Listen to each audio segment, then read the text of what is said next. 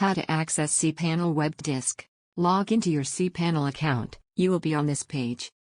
Go to the Files section and click on the web disk icon.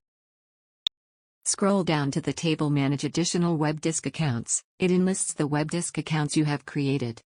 Click on the Configure Client Access. There are options for different operating systems. Select one which you use. Then click on Download Configuration Script. Now click on the Save File button. Browser takes some time to download the configuration script.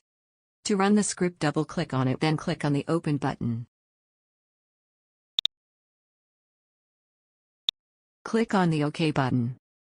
Now enter username and password. Click OK. We have successfully mounted the web disk. We can treat it as any disk on a computer.